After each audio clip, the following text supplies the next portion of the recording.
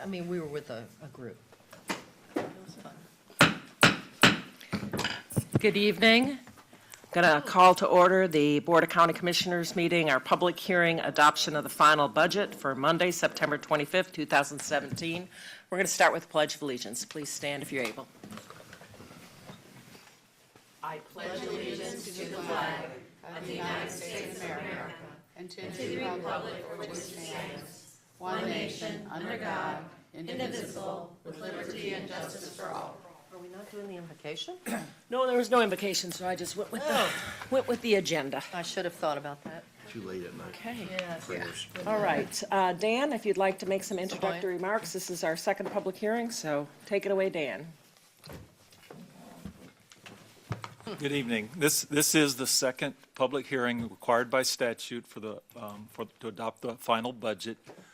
We're going to have a brief staff presentation, and then we will also have Jan Brewer will go over the highlights of some of the changes that y'all approved last Monday that are now reflected in the final budget, and then we'll proceed forward with public comment and the commissioner's comments. I'm going to turn it over to Jan here for the presentation of the budget. Thank you. Good afternoon, Commissioners. Welcome to the second public hearing. There are a couple of house cleaning items I need to do as we get started. Based upon the truth and millage within the Florida statute, there are several hurdles that we must go through during this hearing to make sure. So I'd like to go ahead and read the first part of this.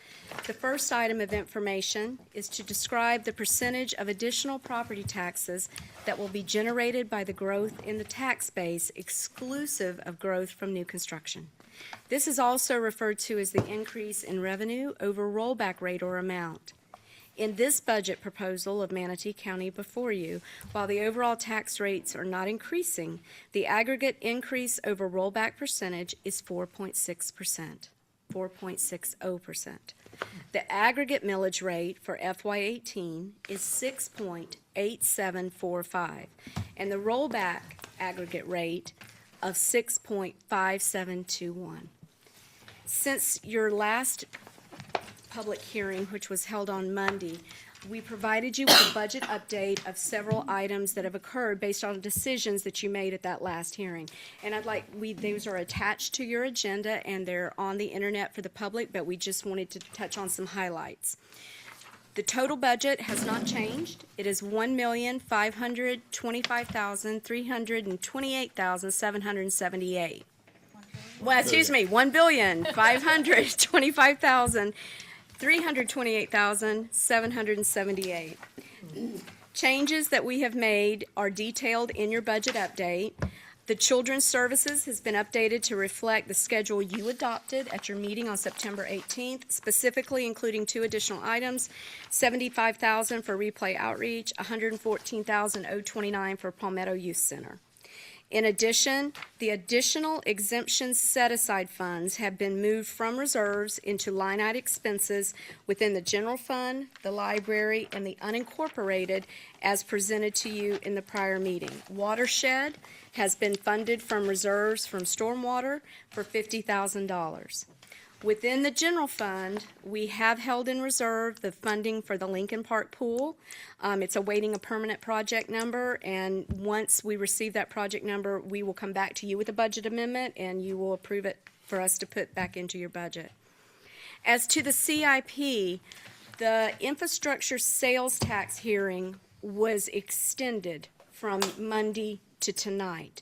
Due to that, you will be adopting your budget and your CIP now, and your infrastructure will come afterwards. So because of that, we pulled out those changes.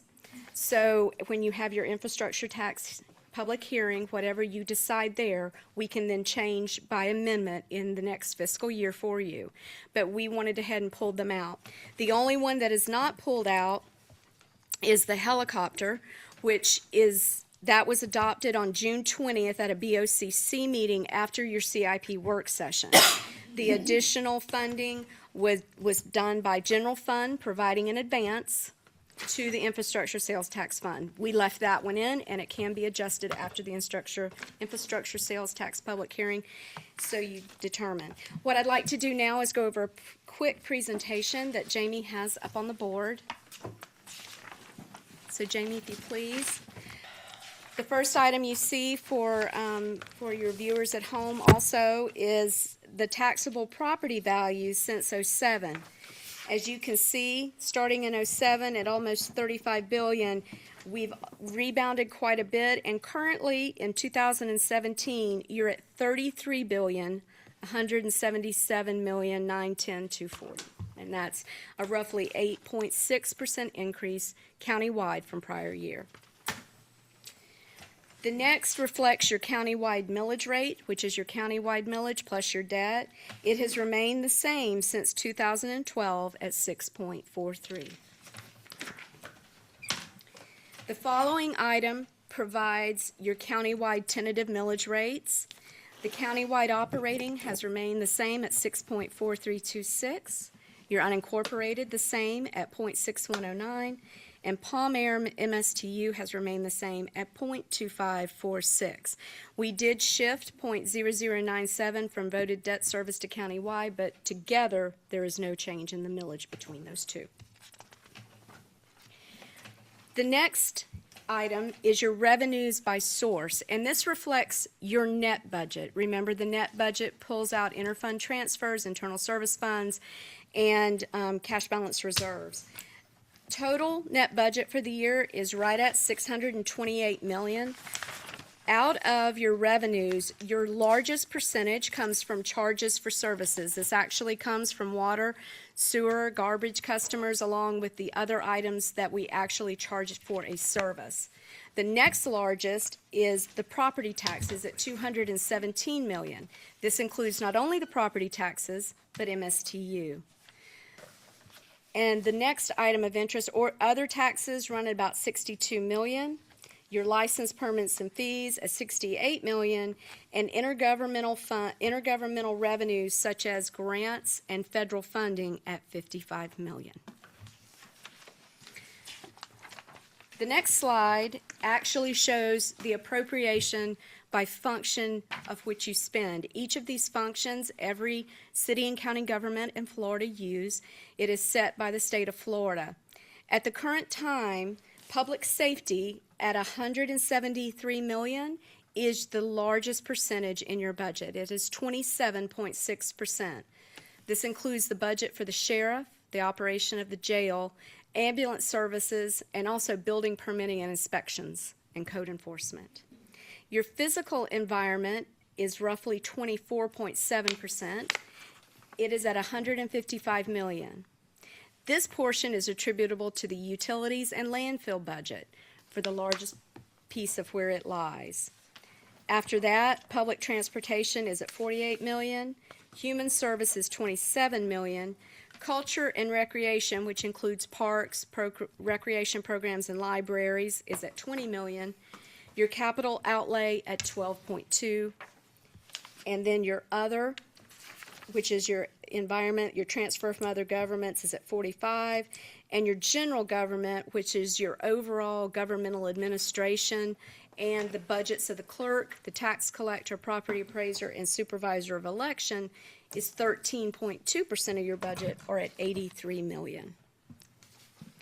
And that concludes the presentation and description of the FY tentative budget at this time. Thank you. Any questions for staff? All right, not seeing anyone on the board, I'm going to go ahead and open it to public comment. I have some folks signed up.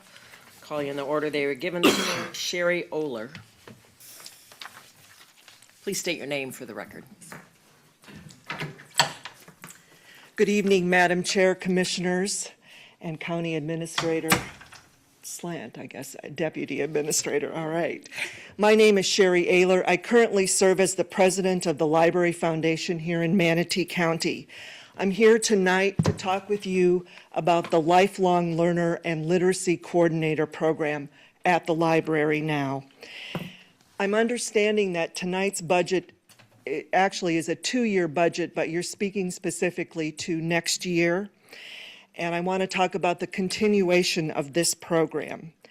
I also understand that the library is funded through the Library Trust Fund and not through the County General Fund. So while resources are limited, we really want you to look at this. The Library Foundation has been doing several fundraisers, all to benefit the library. Most recently, a new pilot program was created, and it's the library's literacy coordinator. The commitment that the foundation made, it was for 2 years at the amount of $280,000. This commitment will end next summer, and the funds will be depleted. This program meets a critical need here in our county of literacy and outreach. Some of the things that our literacy coordinator has done is a pop-up literacy out in the community centers of Rubonia, Onico, Samoset, Televas, Duet, the Visible Man Academy, Mayaca, and Palmetto. We have also established a reading room at La Meridia. This has been great success over the summer. There's been 125 hours of literacy-based instruction from certified teachers there. 30 children participated and read a total of 585 books. In order to combat the summer slide, children just need to read 6 books over the summer. These children read an average of 20. Wow. Ideally, the iReady scores will indicate that these children did not experience that summer slide. The program also instructed the parents, and they have 100% commitment that they will continue to coach and keep this reading room available for these children. The next collaborative efforts are being done at Visible Man Academy and Villages at Cortez. She has additionally established relationships. Is that my 30 seconds? 3 minutes. That's your 3 minutes? Okay. Let me finish up. What I will finish up, there's a lot of statistics and a lot more things I could tell you about the success of this program. It will not continue unless we can have support from you in the budget, from the Library Trust Foundation. On behalf of the Library Foundation, I respectfully request that we continue this program and allocate the amount of $84,440 for the budget year in 2018 to continue this program. This is an investment in our community and, most importantly, an investment in our children and our youth. Thank you. Thank you. Thank you. Becky Kness? Time's up. My name is Becky Kness. I'm the CEO of Just for Girls. And first, I want to start by thanking the commissioners for all that you did during Hurricane Irma. It was so very obvious that the planning really paid off in preventing a lot more damage than we had and people being safe as they were. I also want to thank you tonight for the work that you've done in helping to prevent crisis and failure among our children. We at Just for Girls have some charts we want to share with you about the success that we've had and how your investments have paid off. So I'll hand those to the clerk here. I also have some statistics to share with you about the concerns that we continue to have about children. I'm happy to see that you're addressing some of the unmet needs for agencies that were not funded by the Children's Services this year because of the shifting priorities. There is not enough money in the budget right now with the children's tax alone for all the needs to be met for our children. And I want to remind you things that you already know because you're a proactive commission, which is unusual in government, where we often see reactive decisions being made. This commission, in its budget stabilization fund, has managed well in preparing for our future. And in public-private partnerships, we're able to save so much more money. It's important to remember, too, that prevention is much more effective than treatment and incarceration when we're talking about drug abuse and some of the pressing concerns relating to heroin and opioids. Treatment and incarceration are 10 times more expensive than prevention programs, and they're so much less effective. When you think of incarceration, the lost lives and the wasted lives and the career criminals that are established through those kinds of responses to this issue are not anywhere near as important as prevention. I think it's time for us to revisit that youth substance abuse tax initiative that was approved by the voters back in 1986. It started funding programs in 1987, and then at the then commission's directive, it sunset and is no longer used for drug prevention for youth in Manatee County. We need to reconsider very seriously, first, that the voters approved that. It's important to them. We know it works. I've got some statistics I'll also hand out to you that back up some of the things that I'm sharing with you tonight.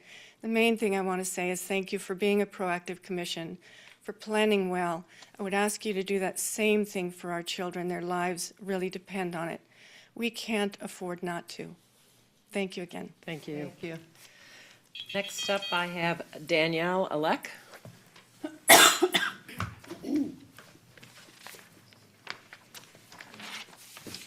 Good evening, everyone. Thank you so much for having me. I just wanted to talk a little bit about Just for Girls. 5 years ago, my child was on a path of self-destruction. She was experimenting with drugs and alcohol. She was suicidal. Academically, she was failing, and she was beginning to act out promiscuously.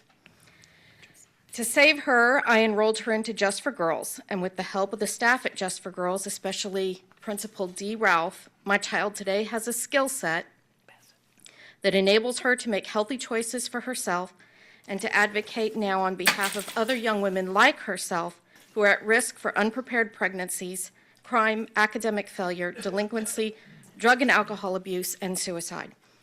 Young women today are the fastest growing group who will be shaping the next generation. Establishing comprehensive intervention and prevention measures during early education means they stand a chance against the threat of losing their lives to the catastrophe of poverty, addiction, and limited education.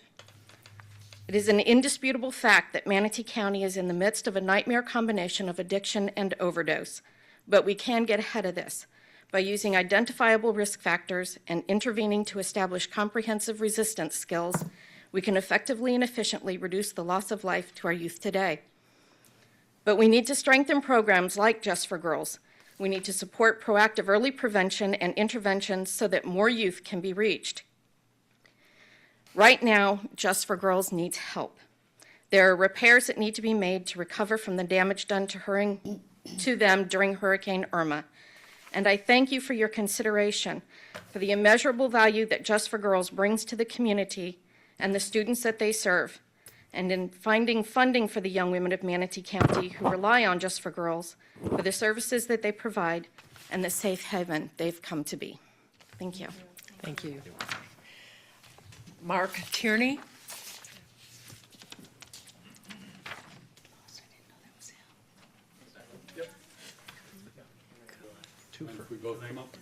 Sure.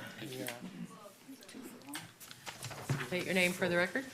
Kevin DeLallo, I'm the CEO of Manatee Healthcare System. Mark Tierney, Chief Financial Officer, Manatee Healthcare System. I have a few slides that I would like to share with you, and we'll quickly go through this. I just wanted to once again bring to your attention the value of the low-income pool and how the low-income pool helps with safety net hospitals in our community. If I could just quickly, the low-income pool began in 2006 as part of a Medicaid reform demonstration. It continues to this year. Some of the history of the low-income pool on some of these slides, as you can see, as far back as 2006 to 2017. You can see some of the funds that were allocated to the low-income pool. Again, the low-income pool and you can have a copy of these slides if you'd like. The low-income pool was designed to offset the differences in Medicaid that hospitals get, especially the hospitals that are safety net hospitals such as Manatee Memorial Hospital. The agency through the years allocated LIP up to $1.5 billion, and the LIP will provide support of costs of uncompensated charity care for individuals with incomes of up to 200% of the federal poverty level. And this, again, compensates the Medicaid side of the equation. So what we did today, what I'd like to just call to your attention are the two programs that the state will be bringing forth this year. On slide 11 of this presentation, and this is a state document, I know it's hard to read that, hopefully you can read that up on your monitors. On slide 11, they give two presentations. One is a historical model of LIP, and one is a fully funded model of LIP. We're not sure this year what the state is going to present to hospitals, but it's important to understand the funding of the IGT. And if you recall, some of the presentations that we had for IGT, which is the intergovernmental transfer that comes from the county to the state and then from the state back to the hospital. Actually, the feds are involved in that transfer. The fully funded model, you can see that there are funds that if Manatee Memorial and the county was to donate or contribute $4.7 million, there's a little bit more than $9 million at play for a fully funded model, depending on what the states do and how the feds allocate some of those dollars to the states. The second model that will be presented to the state this year will be an historical model. The historical model is currently estimating $3.5 million that would be through an IGT to bring back approximately $6.5 million to the county for LIP funding. I call this to your attention because I think it's very, very important that we understand how IGTs will be transferred this year. We don't know yet how the state's going to handle this, but I think it's important that as we go forward funding, that the $3.5 million that is currently in the budget be set in the hospital for an IGT transfer to Tallahassee, that we could allocate those funds back to Manatee County. I think that would be very important. We also have a handout that we gave you illustrating what Model 1 and Model 2 will look like, and the IGT funds that will come from the county if we were to bring those dollars back to the county. Thank you. I will welcome any questions that you may have. Thank you. Thank you. And also, I would like to thank, since I have the podium, give me 1 sec, I'll thank the county for just the unbelievable job that you did. Commissioner DiSabatino, I was in the EOC with you for a good part of that evacuation of Manatee Memorial, and I could tell you that we could not have done that without the county's support and assistance in transferring 153 patients out of our hospital to 19 different facilities in the state of Florida. So thank you so much for your assistance with that. Thank you. Okay, thank you. Yeah, hopefully we won't have to do that again. After 65 years. Next up, Glenn Gibolino.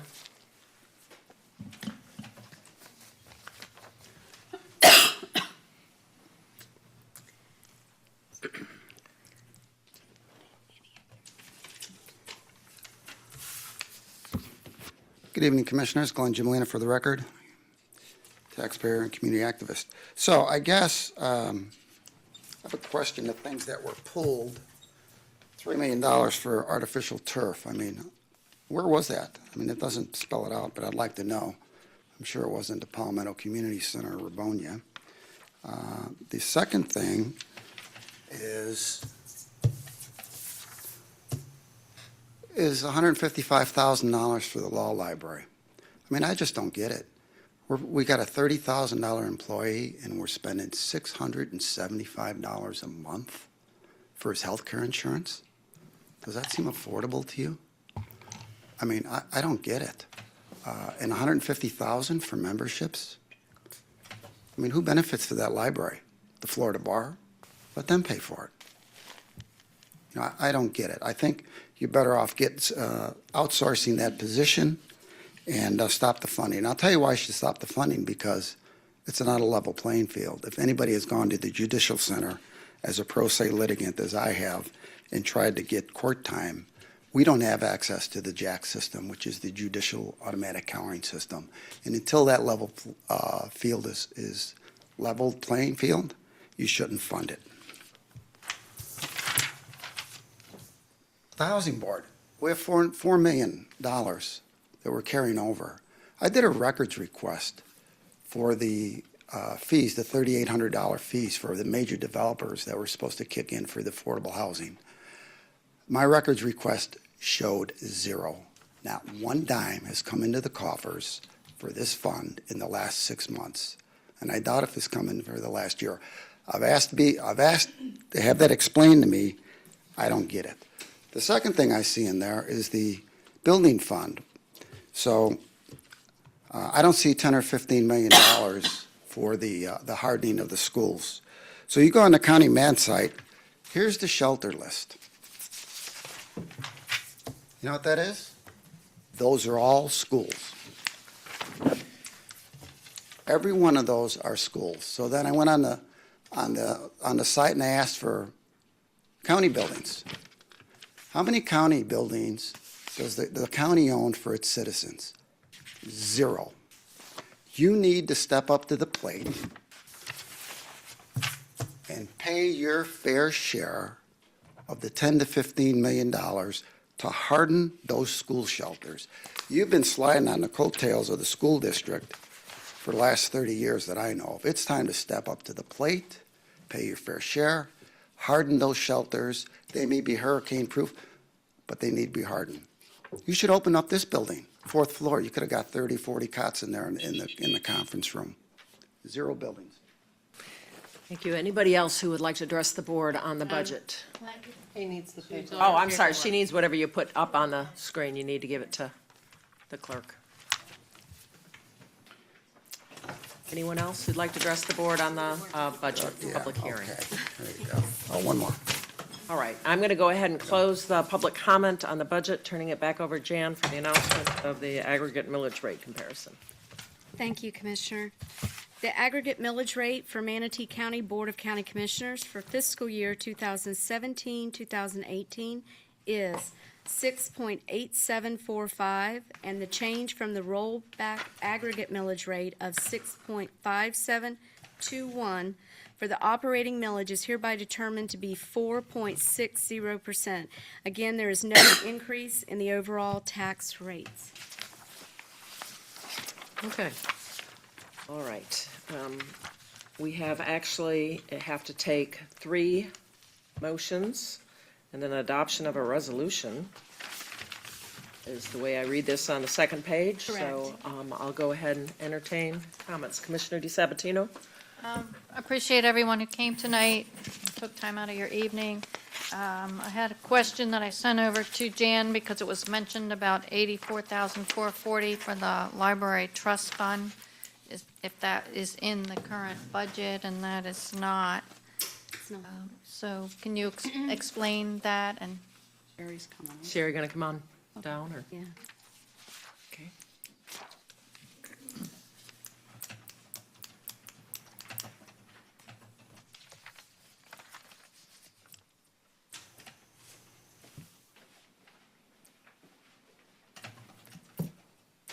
Good evening, Commissioners.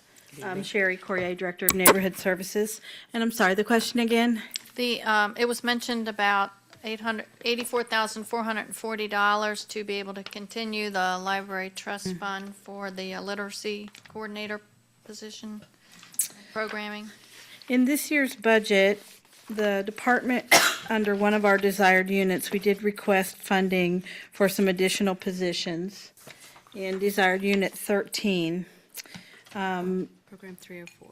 One of the librarian threes, which is the literacy coordinator, is equal to about $84,440. We asked for that to be continued as that pilot, and the question is that in the library trust fund? I'm going to look at Jan and see. I'm looking in my book, at page 177, if I'm on the correct one. Whoever might have the answer. Sherry, could I ask you a question first? This program has been funded by Library Foundation? Yes, sir. Funding, and when does that funding run out? It ends in late summer of 18. Of 18. Could we fund it for a partial year to finish that year and We then could. consider it for the 19 budget during the next budget process? Yes, sir, it could be. A cloud, girl. So what would be the difference? And where do we need to, I think we don't have to do that tonight. If you're Okay. interested in Good doing idea. that, we Okay. can evaluate it, bring it back to you in a meeting, the next meeting, or one of the next few Okay. meetings, Good. and figure out a way to see if we can do that. okay, so it'll be funded through the summer and then we'll just pick up the differential? I don't quote me, but I think the Library Foundation's budget may either be a May 1st or a June 1st annual budget year, and so we'll check with them and verify that and get that information to Mr. Slant and Ms. Brewer. Okay, great. It was also, while you heard, was mentioned about, and Just for Girls, the drug prevention, the tax that sunsetted, when did that sunset? It did. What year I was think that? it was 99. Yeah, a long time ago. So you'd have to go through another question on next year's, If it was Referendum. specifically for substance abuse prevention and a set-aside, you would have to go through a special referendum and for monies to be set aside. It had a time period, started in 86, and then it sunsetted. so if the board had the appetite to put that question out there for the citizens, okay. Was mentioned about the law library, 150,000 for the law library, and then affordable housing, so, We can bring back a report on those if you like. okay, We can do that. right. And the affordable housing, it's like 3 million or something in there. Yes. And we're working on changing the comp plan to have more incentives for people to be able to utilize the money in there, correct? And I believe the board has actually approved some of those Right. changes recently to And expand that program. how did it come about that the money got in there in the first place? Did we just allocate it as a? That money was a decision made by the board many years ago. I think it was 2004, something like that. The money was originally put in there. We've The- used some of it, and then there's been some issues about where things come from, but that's basically what's left So- over. It was a little less than $3 Was there million. a contribution from each sale for, I think there's two different things there. One is that impact fee assistance program, and one is the Right. housing trust fund. Sherry, I think, can answer. Your State Housing Initiative Partnership Program, and I'm just speaking on behalf of Jerry Lopez isn't here this evening, but just from providing the program over the last 10 years, the State Housing Initiative Partnership, the state transfers funds into the Affordable Housing Trust Fund on an annual basis. And that's how you fund the programs for the rehab and replacement program under that program. If there are contributions in any way, if there's payments for impact fees or there are other payments, those can be transferred into that fund, all used for affordable housing. we can't mandate somebody that has to do a certain percentage of affordable housing or contribute. You can follow your land development code. There's a housing element in the land development code which allows for various ways. You also have incentives in the housing program. So there are some different things that you can look at, but I believe Jerry was working on bringing some new ideas back to you here recently for the impact fees, because we only do for sale, home ownership, rental you've just added. Okay.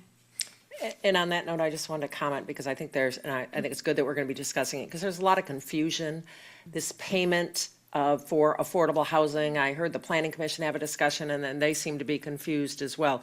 I mean, the only payment that I'm aware of that we have in our fee schedule now is when you're removing an affordable housing unit, you have to pay into the fund for that, and generally, what it amounts to is almost the same amount that you get a credit for for an existing house that paid impact fees. So that's why that $3 million did not come by payments for removal of affordable housing. It came through a set aside by whatever commission was in place to establish a fund. It wasn't built up by payment for replacement of affordable housing, because you don't make much money under our code, because it's generally a wash with the credit you get for, if it is impact fee credible, which a lot of them are, because if you remove a single-family home, you have an impact fee credit for that single-family home, and the fee that you pay is very similar, so. We had an affordable housing task force, an ad hoc committee back in the 2004, 2005 timeframe, and that's how the set-aside began. They studied all of the different incentive options, and to be honest with you, I don't think, it's been quite some time since I believe anyone has even had the access to remove affordable housing stock. We haven't had that kind of stock available in the places where someone would be developing. Not that you're mentioning that, what is the level now, I don't want to put you on the spot, for affordable housing? That number is, it used to be like 190 or something, or The max, or the, Yes. I think the max is 175. 75? So that's Thereabouts. still- Again, I did take most of that information and move it out of my brain. Right. But I believe that's Compartmentalized. approximately where they're at. Decompartmentalized. The other, when Mr. DeLallo came up explaining the IGT, the intergovernmental transfer, and the LIP funding, historically, we've been committing to 3.5, but we don't know yet if we can get back the 6.5. And the question is this just for Manatee or anybody who's in the HIE? So is it, For Manatee County residents? right, Or- is it just to, the 3.5 to get the 6.5 back, and that goes That's to Manatee Manatee? Memorial's low-income pool Okay. amount. What you're actually looking at is even expanding the availability of low-income pool to Blake Medical and also to MCR Services, Rural Health Services. But for Manatee Memorial, they are a participant. They actually helped start the HIE, and so all the applicants are in the HIE with information available on the types of services. So we're still in the phase of exploring about doing an additional amount for the other two partners. Those actually, commissioners, those are items that we have on your agenda for tomorrow. Okay. They're LOAs, letters of agreement for all three of those providers. We do have a hard and fast deadline from the state. We just received from the Agency for Healthcare Administration of October 1st. So we had to scramble, work directly with Jan and her office, thank you very much, and get those prepared for tomorrow's agenda. And so those are going to be added on for you to discuss. So that's what we discussed also last week, where that amount will go towards the funding for the LIP, and then we're just postponing the funding for the pool into the next calendar year, correct? Yeah. I think that Dan probably can, That was what was Phrase discussed, it and if better. y'all would make that decision tomorrow, that would be how y'all could do it. Okay. And then people were here at the last meeting. We determined that the full funding for I didn't write down these notes. Who were the two people that were asking us for? Keep Manatee Beautiful, And the that's replay. in there. correct, And the that is replay. included in your budget at the level funding from Right. 16-17 into 17-18, and then also for Turning the Points. Turning Turning Points Points, right. Clinic. Yes, Okay, so that's all good, and, yes. okay, Those are all thank you. contained. That's it. Okay, Commissioner Whitmore?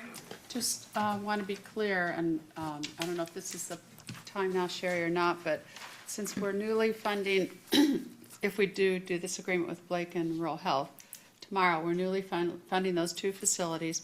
They have to still meet the outcomes that you're requesting. They have to be members of the HIE, Yes. and they have to be able to give us data for transparency, just like the other Yes, hospitals. everyone's been very forthcoming in saying they're going to participate, and along with Manatee Memorial, and Joshua's here too. He's been working with them directly, and we expect to have monthly information that we can bring back to the board or post to your dashboard. And real quick, historically, we've only ever funded, if I can remember, rural health over the years for the OBGYN program for indigent babies. And then that went away a few years ago, correct? Because they didn't want to belong to the HIE, correct?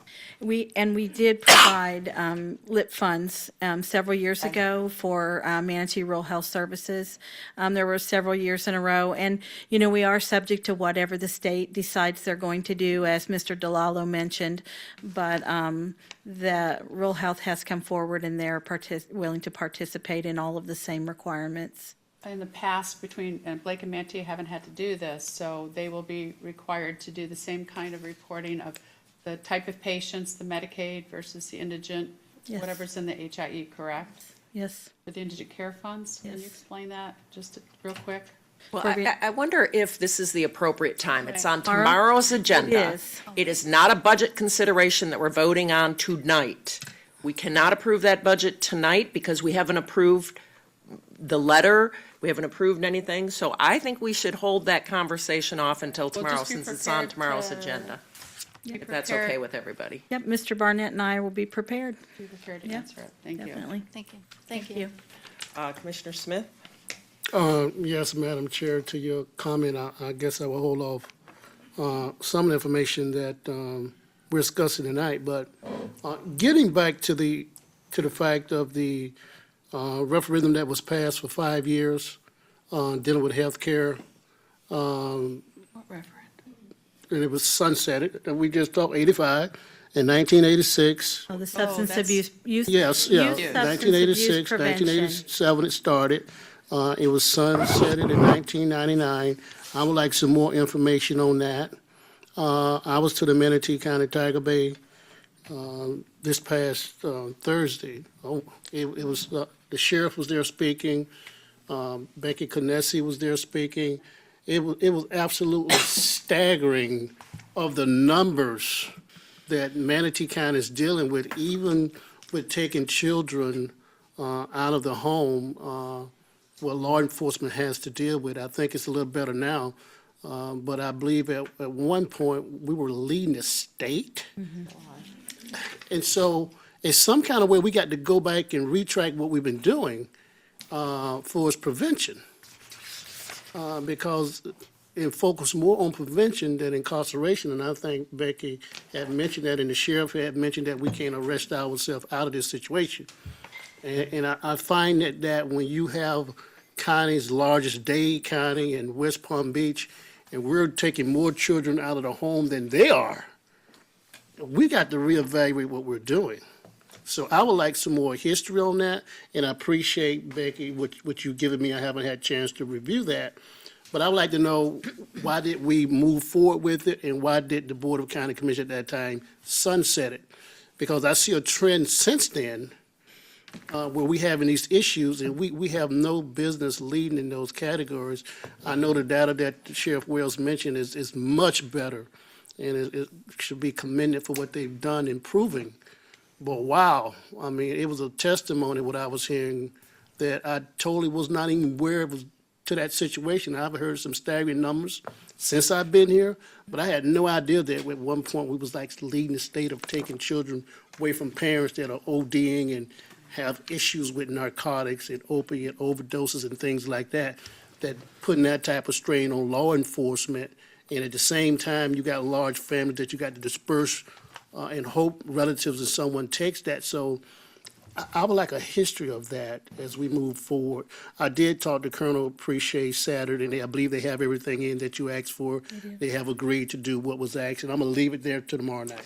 Thank you. Okay. All right, that's the last person I have on the board. We've got a few motions to make. They're before you on the second page. of the agenda. I'll make a motion to adopt Resolution B-17-004, setting final millage rates fiscal year 17-18. Second. All right, we got a motion by Commissioner Whitmore, seconded by Commissioner Trace. All those in favor signify by saying aye. Aye. All those opposed, nay. Chair votes aye, motion passes. Another opportunity for motion B-17-005. I'll make an motion for adoption of Resolution B-17-005, annual budget for Manatee County for fiscal years 2017, 2018. Okay, we have a motion by Commissioner Johnson, second by Commissioner Trace. All those in favor signify by saying aye. Aye. All those opposed, nay. Chair votes aye, motion passes 7-0. And last, the resolution. I'll make a motion to adopt a resolution to adopt final budget for Manatee County dependent special taxing districts, including the Manatee County Port Authority, the Housing Authority of Manatee County, the Manatee County Law Library, and the Myakka County Law Library for fiscal 2017 and 18. Second. Okay, we have a motion by Commissioner Whitmer, second by Commissioner Trace. All those in favor signify by saying aye. Aye. All those opposed, nay. Chair votes aye, motion passes. We also have the capital improvement plan. I'll make a Excuse me, motion. capital improvement program. Resolution. I move to adoption of Resolution R-17-115 to adopt five-year capital improvement program and policy regarding the administration of the five-year capital improvement program for the fiscal years 18 through 22. All right, we have a motion by Commissioner Whitmore, seconded by Commissioner DeSabatino. All those in favor signify by saying aye. Aye. All those opposed, nay. Chair votes aye, motion passes. No, it's this year. Are we good? Good. Time to go. No, not quite. We have one more public hearing to go. Nice try, we're gonna. Yes, Can I sir. make one real quick comment? Yes. I would like to say a couple thank yous.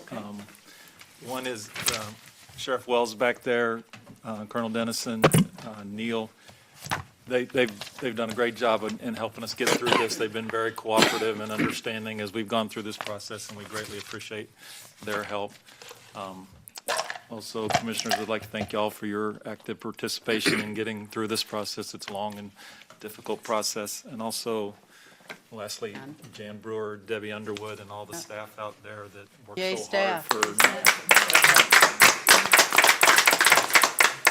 And we do appreciate everyone who has stuck with us through this budget process.